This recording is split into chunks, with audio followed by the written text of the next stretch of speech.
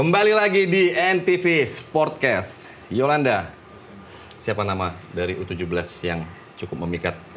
Dari sisi penjaga gawang ada Dava. Dava ini penjaga gawang yang memang cukup proporsional dari segi fisik dan kemampuan dia di bawah misar gawang cukup baik lah. Yeah. Tapi dia pun tidak bisa bekerja sendiri kalau tidak ditopang oleh teman-teman di depannya. Karena kan kiper adalah pertahanan terakhir. Gimana caranya bola tidak sampai ke belakang. Tapi kan pemain depan ini harus membentuk suatu kerjasama supaya bola tidak sampai ke gawangnya Dava. Cara apa sih sebenarnya yang dibutuhkan kiper? Maksudnya di luar postur, Yes. apa aja sih yang Jam terbang sangat mempengaruhi. Jam terbang, okay. Semakin banyak jam terbang, semakin banyak pengalaman, dia tahu situasional permainan seperti apa, dia bisa baca permainan seperti apa. Yang pasti di menit-menit awal dia harus bisa menganalisa pemain lawan karakternya seperti apa. Itu yang harus diantisipasi oleh dia supaya dia bisa membaca situasi permainan secara keseluruhan. Nah, kalau dalam keseharian saat melatih, pelatih kiper atau pelatih? Pelatih kiper. Untuk cowok atau cewek? Cowok, dan tahun ini kebetulan pegang ceweknya juga. Oh gitu? Yes. Oke, berarti kalau kita mau latihan kiper bisa? Boleh. Umur berapa sih sebenarnya idealnya untuk belajar atau mulai jadi? Untuk cowok atau cewek? Kalau cowok? Cowok itu rata-rata udah start dari 6 tahun ya, usia 6, tapi memang di Villanesia itu ada jenjangnya ketika mereka belajar bermain dan banyak gamenya. Ada juga yang memang tujuannya adalah pengembangan sepak bola, ada juga yang belajar untuk menang. Ketika sudah usia 14 tahun tuh udah belajar untuk menang, bagaimana caranya kita bermain untuk mencapai suatu kemenangan, bukan lagi bermain position dan sebagainya. Ya, ini pertanyaan sebenarnya dari dulu pengen sekali nanya ini. Karena setiap main bola, kalau kita main bola dulu ya, bola bukan pertandingan resmi, itu posisi kiper tuh selalu diberikan kepada yang nggak bisa main bola. Iya, betul. Iya kan? Yes, betul. Itu sebenarnya gimana sih kalau dari sudut pandang kamu sebagai seorang kiper? Beneran nggak sih orang yang nggak bisa main bola harus jadi kiper gitu? Apa memang dari awal sebenarnya udah kelihatan nih talenta untuk menjadi kiper sebenarnya? Sebenarnya bakat itu pasti ada sebenarnya. Tapi memang rata-rata yang jadi kiper adalah orang-orang yang kalah bersaing di posisi depan. Oh gitu? Ya, tapi menurut aku kiper itu istimewa. Mereka punya mental yang lebih besar, lebih berani dibanding pemain-pemain di depannya mereka. Kamu juga dulu awalnya bukan? Iya, aku awalnya pemain. Tapi mungkin bakat aku karena aku sebelum sepak bola ini adalah futsal dan voli, jadi punya reaksi yang lebih baik dibanding teman-teman yang lain. Jadi pelatih menyarankan kamu jadi kiper aja dan memang terbukti itu ampuh. Ya, kalau Bung Rais ini posisinya apa? Setengah ya? Setengah. Pokoknya setengah, dikit lagi udah. Iya. Kalau dia posisinya masih sentral lah dia, pokoknya kalau main bola dia masih yang utama. Kalau kita udah kiper tapi cadangan ke-6 kayak main lagi. Nah itu tadi, kalau Bung Rais, kita kemarin sepertinya untuk bicara kiper ada nama Cahya Supriyadi. Kemarin cukup menonjol di Piala AFF sebenarnya. Nah ini menurut Bung Rais seperti apa Cahya ini? Apakah memungkinkan dia akan masuk ke level senior? Sangat mungkin ya, tapi kan ini tergantung lagi bagaimana pengalaman bermain dia di kompetisi. Sayangnya memang Cahya sekarang berada di Liga 2, jadi itu kalau secara nilai mungkin akan sedikit menurunkan ya. Karena kan pasti yang diambil pasti dari kompetisi kasta tertinggi. Secara kualitas kompetisinya lebih kompetitif kan. Tapi biar bagaimanapun apa yang dilakukan Cahya ketika tidak dapat menit bermain di Liga 1 bersama Persija Jakarta lalu dia pindah ke FC Bekasi City, ini patut dia apresiasi karena itu langkah yang tepat.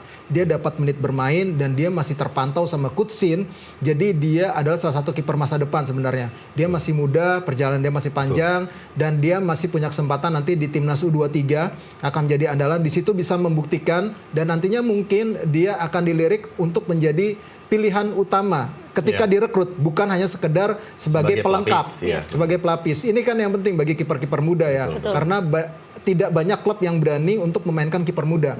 Hanya beberapa saja klub yang mungkin berani memainkan kiper muda menjadi kiper utama mereka. Ya tentunya ini salah satu mungkin profesi kiper salah satu agak paling lambat ya untuk naik ya. Ini mungkin Yolanda merasakan sendiri ketika ya kalau di putri mungkin cepat lah karena generasinya, tapi kalau di level putra sangat panjang sekali karena kita sebenarnya itu dari dulu punya kiper yang sangat berkualitas. Dari zaman Hendro Kartiko, ada Hermansyah, ada Kus Hermansyah, itu lebih jauh lagi tuh. Kus Hermansyah, kemudian Listianto Raharjo, Hendro Kartiko nunggunya agak lama tuh. Nah, terus habis Hendro Kartiko, Jendri Pitoy, Marcus Harrison, Kurnia Sandi dulu. Itu agak lama tuh nunggunya. Kita punya banyak deretan kiper legendaris sebenarnya. Mulai dari zamannya Hermansyah sampai ke Jendri Pitoy, ada Marcus Horizon di Piala AFF 2010.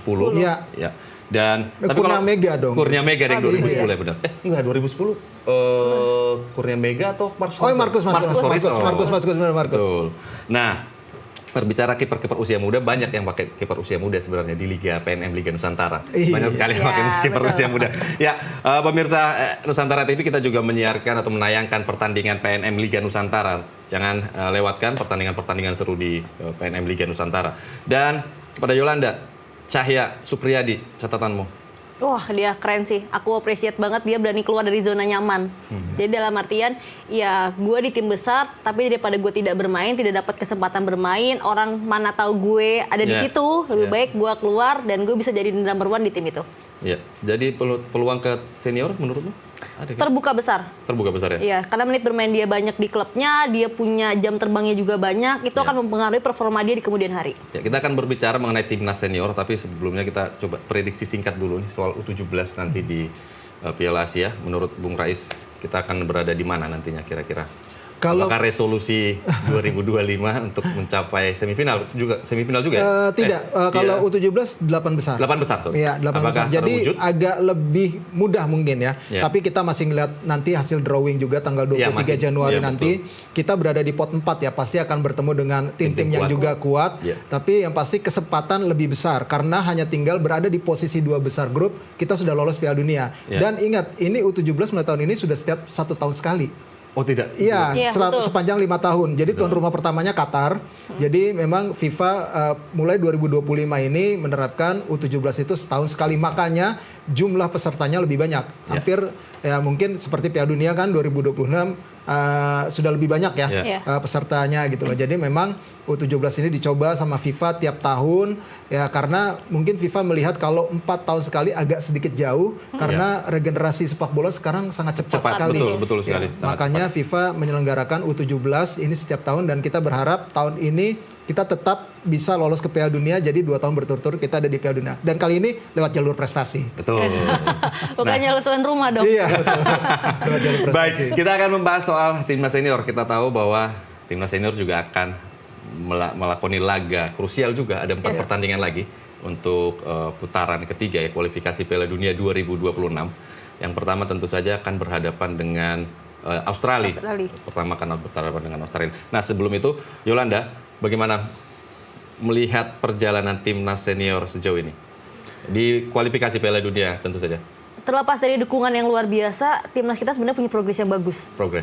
Progres baik per individu maupun secara tim. Tapi bagaimana coach ini harus menjaga performa anak-anak ini nih, karena mereka main terpisah berbagai klub, kemudian ada yang main di Liga 1 juga. Nah, ini yang ketika mereka sudah kembali ke dalam sebuah tim, apakah mereka bisa menjaga performa itu? Karena kan kita bekerja sebagai tim, bukan as individu. Kalau individu per individu, mudahlah. Kita bisa bekerja, tapi kan ini olahraga tim. Kita harus menjaga chemistry ini supaya mereka tetap jadi satu padu. Iya, nah catatan mungkin apa kelemahan yang masih menurutmu sebenarnya kalau ini dihilangkan top banget nih di timnas Indonesia seniornya? Aku sih menyoroti masalah transisi sih sebenarnya. Iya, transisi ketika dari menyerang ke bertahan. Karena itu yang susah karena kuncinya adalah disiplin. Ketika kita menyerang itu kita bisa berkreasi sesuka hati kita. Gimana caranya, yang penting menghasilkan gol. Tapi ketika bertahan kuncinya ada disiplin dari setiap posisi pemain tersebut. Iya, ada satu hal yang sangat selama ini sering dibicarakan pengamat sepak bola, netizen maupun pecinta sepak bola Indonesia adalah eksperimen dari Coach Sintayong. Menurut Bung Rais? Yolanda dulu dong. Ini dulu dong. Pakai pelatih. Enggak eksperimen ini. Oke. Rais dulu. Iya. Gini, situasi di dalam tim itu memang yang mengetahui adalah seorang pelatih ya. Tapi memang patut dipertanyakan juga. Setiap pertandingan dia mengubah-ubah komposisi pemainnya dia. Yang jelas, jadi seperti dia tidak punya komposisi pemain yang baku. Skema utama ya. Untuk yang baku ya. Walaupun ada di beberapa posisi dia tidak melakukan pergantian. Karena memang itu nampaknya sudah yang paling top lah yang dia pilih gitu loh. Tapi beberapa posisi agak vital juga di back sayap. Kemudian dia sering bereksperimen di posisi sayap. Kemudian di gelandang. Di striker mungkin hampir tidak terlalu banyak. Ya itu aja pilihan dia gitu loh. Yang diganti pun itu aja pemain menggantinya gitu. Jadi memang yang kebanyakan di experience di lini belakang. kemudian di posisi sayap. Iya. Sama kiper itu agak sulit untuk diganti ya. Iya, Ada Martin Paes. iya, kecuali kalau cedera kiper baru Betul. mungkin. Iya, betul. Iya, sangat jarang pergantian kiper. Jarang sebenarnya. pergantian kiper. Jadi memang ada semacam eksperimen yang terus-menerus dilakukan sama Coach Sintayong. Tapi biar bagaimanapun saat ini memang Coach Sintayong sudah membuktikan kita berada setidaknya di 3 besar sementara. Ya. Setidaknya kita masih ada di track yang benar. Secara positioning ya, tapi memang secara permainan mungkin kurang puas karena seharusnya dengan materi pemain seperti ini mungkin kita bisa bermain agak sedikit terbuka, agak sedikit lebih menyerang ya, tapi tentu dengan kedisiplinan yang tinggi. Kita beberapa kali bermain terbuka Coach Sintayong nih ya. Lawan Cina malah justru kalah. Ya. Lawan Bahrain kita sebenarnya unggul tapi kebobolan di menit akhir. Betul. Beberapa kali kecolongan. Di AFF kemarin terbukti kita bermain terbuka dengan garis pertahanan yang sangat tinggi. Iya. Kita pun kewalahan lawan tim sekelas Laos. Ini kebobolan sampai 3 gol ini sangat banyak. Ini kan menjadi PR sebenarnya. Sistem yang dibangun sama Coach Sin belum secara pertahanan ternyata untuk transisinya seperti yang tadi Yolanda bilang ternyata belum sempurna dan masih banyak kelemahan ataupun celah yang dimanfaatkan ataupun dieksploitasi sama lawan. Tapi jurang lagi nggak nih? Nggak ya? Lumayan. Yolanda sebagai pelatih, bagaimana sebenarnya orang mengatakan eksperimen, orang mengatakan coba-coba. Tapi kan sebenarnya komposisi tim atau skema bermain itu prerogatifnya pelatih. Menurutmu seperti apa sih? Ya memang kalau kita lihat kan Coach Sin ini belum punya tim padu ya, tim bakunya untuk ketika menghadapi lawan-lawan berat di depannya nanti. Tapi mungkin bisa dilakukan dengan mengganti beberapa posisi yang memang disesuaikan dengan kondisi pemain tersebut. Kita nggak tahu ketika kok yang main si A atau yang si B tidak main. Kita tidak tahu kondisi si A seperti apa. Mungkin ada hal-hal non teknis yang kita sebagai penonton, pengamat tidak tahu yang terjadi dalam sebuah tim. Memang itu adalah haknya dari pelatih untuk menentukan pemain. Ya, betul. Dan seperti saya katakan tadi di awal bahwa Coach Sin juga di awal tahun 2025 masang status dukungan untuk lolos ke Piala Dunia. Jadi sebenarnya ada sebuah misi yang memang cukup sulit ya di 4 laga ini. Dan yang pertama kita akan berhadapan dengan Australia. Namun ada yang menarik dari lawan Australia bahwa bek tangguh mereka, Haris Sotar, itu tidak cedera. Kamu suka ya lihat permainan Haris Sotar ya?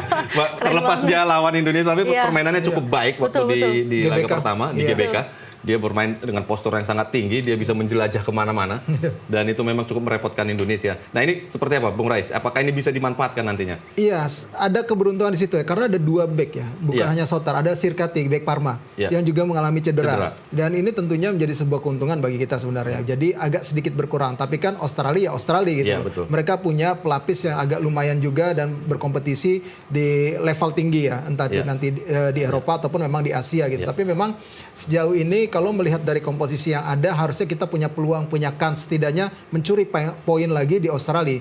Ya ini tentunya bukan hal yang mudah. Kita akan bermain di Sydney.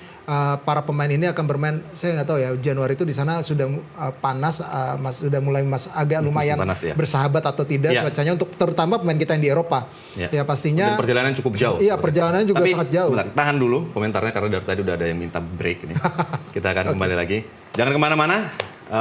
Nusantara TV akan kembali lagi bersama NTV Sportcast.